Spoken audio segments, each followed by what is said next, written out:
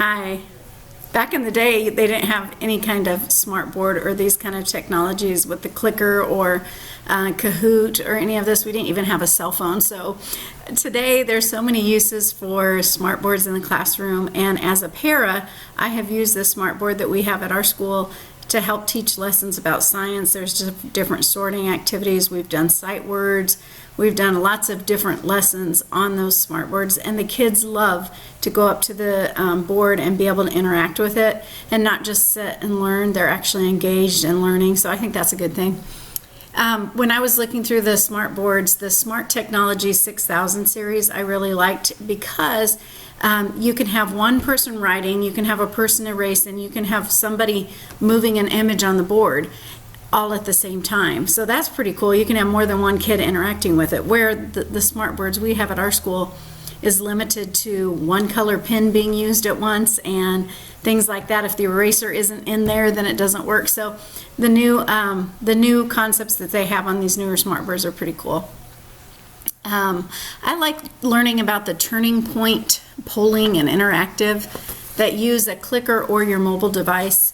One thing I liked about this was you could really understand if the kids are understanding what you're teaching them as you're polling in class how they're doing, or you ask a question and you can see what kids are getting it right and wrong. So that's a neat way to use the that device or application that you can have.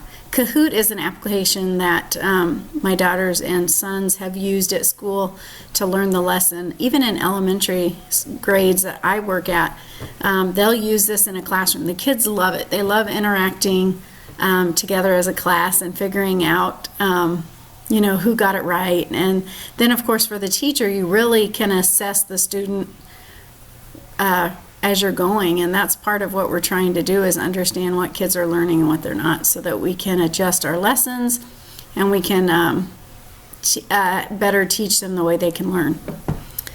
One thing I learned from reading the article was the ability with like the graph with the students answering the questions. It seemed like they had sometimes students doing better without the clicker and then other times doing okay with it, but yet it seemed like overall the kids learn more using that. And I think I know I haven't seen clickers being used in a classroom for a while, but when they first came out, I know they were really